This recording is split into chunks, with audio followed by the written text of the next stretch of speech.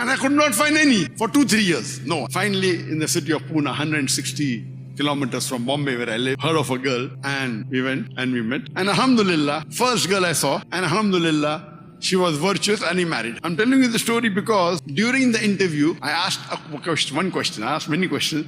One of the questions I asked her was, if someone gives you 10 lakh rupees, what will you do with it? And as our beloved Prophet Muhammad said, that when you choose your life partner, you see for 4 things: beauty, wealth, nobility, and virtue, deen, religion. And the best is religion. And I remember in the early 90s, when I was 25 years old, I was inspired by Sheikh Ahmad Didat, if you know my background. I was involved in the field of dawah. I was a full-time dai. I wanted a life partner who's also dai. Virtue, I wasn't bothered about beauty. I wasn't bothered about wealth. I wasn't bothered about nobility. I wanted virtuous dai. That was my only criteria, one criteria. And for a couple of years, 2-3 years, and my sister, she was, trying to find. But after she finds, then otherwise, I'm not going to look at it. She'll find and then she'll maybe take the preliminary interview. And I could not find any for 2-3 years. No one. Finally, in the city of Pune, 160 kilometers from Bombay where I live, heard of a girl, and we went and we met. And alhamdulillah, first girl I saw, and alhamdulillah, she was virtuous and he married her. I'm telling you the story because during the interview, I asked one question. I asked many questions. One of the questions I asked her was, if someone gives you 10 lakh rupees, what will you do with it? So she told me that time, that was in 1993. 1992, I took the interview. We got married in 1993, May 16th. From 1992 that we had the interview a few months before marriage. And she said, if someone gives me 10 lakh rupees, 10 lakh rupees is about 1 million rupees, I will make an Islamic school. I said, mashallah, very good. So of course in the interview, since I'm a dai, I wanted my wife to be a dai so that my children can be dai. I wanted a wife mainly in deen. You can't get a woman in deen. Where can you get beauty and wealth and everything? But alhamdulillah, Allah gave me a life partner who was a dai. She was the president of one of the local organizations in Pune. Alhamdulillah, she's very beautiful also. I'm happy. And the first girl married. Here starts the planning of the children. And after we got married, I'm just cutting the story short, we traveled a lot for giving lectures. I used to give lectures, she used to give lectures. We traveled in many countries all over the world.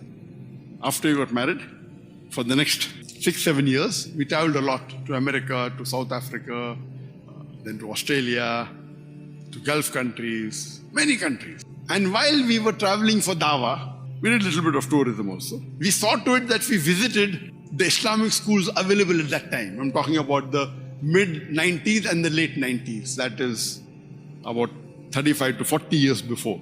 40 years before. And when we visited the schools, we saw that in the school, their main purpose was, we want to see to it that the girls that come to study, they should be allowed to wear hijab. The children that study in the school, they should be able to offer salah during the school timing. And we went into the school, it's mentioned as the objective. We went to Australia. What is the objective? An environment in which there is no alcohol.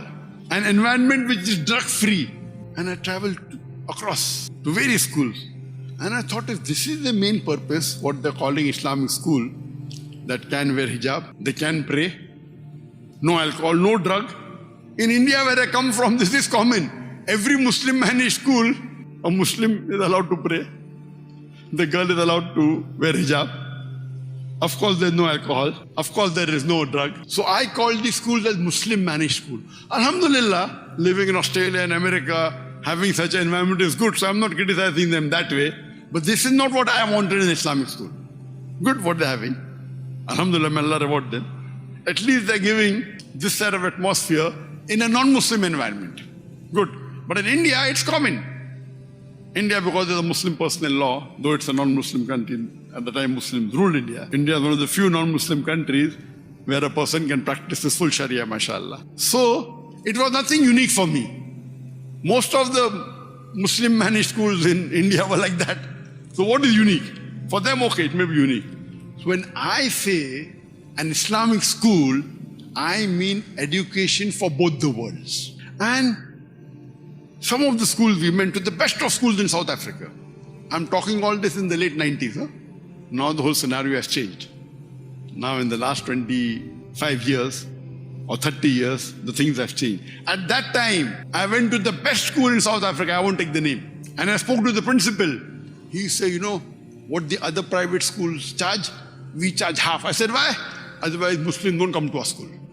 So to attract the Muslim, they kept the fees half of the private schools. Then the principal was telling that though we are supposed to be the best school in the country, I won't take the name of that school. Once on a Saturday night, I go to a 5-star hotel and I'm shocked to see the girls of my school were in the 9th standard, 10th standard, 14 years old, 15 years old. They are wearing mini skirts and going in the dance club. Imagine studying in Islamic school, 14-year-old girl, 15-year-old girl, in the 9th, in the 8th standard, wearing mini skirts and going in a dance club. When the school starts after a couple of days, on Monday, the principal calls the parent and tells, I saw your daughter. So the parent says, so what's the problem? So what is the problem if you saw? And they started threatening that if you don't like it, we'll remove our child from the school. That means the management is at the mercy of the parents. The situation is so bad that the management is at the mercy of the parents. And this was the situation of the best Islamic schools at that time. And of course, when we came back, Alhamdulillah, Allah blessed, I got a son, the Farik, who gave a talk in 1994, about 1 year, 3 months, 1 year, 2 months after marriage, born in July 1994. Then later on, I had one daughter, then a second daughter, so we had 3 children. And when the time came to put them into a school, we thought, okay, fine, we want to give knowledge of Deen and Dunya both, so we'll put them in the best English school available in Bombay, top school. And we'll hire the best Ustad to come to our house. And we selected also. We selected the best person, graduate from Medina University, knowing Arabic very well, and so that he'll come and teach my children at home. But then me and my wife thought, how can we be so selfish? Allah has blessed us, so we can have private tutors coming to our school, pay them high salary. You know, what about the other Muslim ummah? They may not have contacts to get the best teacher, they may not have the money. So why don't we start a school? So the thought came in our mind. And when we discussed with scholars from Deoband, from Nadwa, from Islamic University of Medina, Qura, and said we want to have a school which has education for both the worlds. We want high quality Islamic education, at the same time high quality formal education. I call the other subjects like English, mathematics, geography, history as formal education. I was shocked. Almost all of these people said it's impossible. I said, why? They said many people tried. It's not possible to have best Islamic education and best formal education together. It's not possible. I said, why? Many people tried, they failed. You can never do it.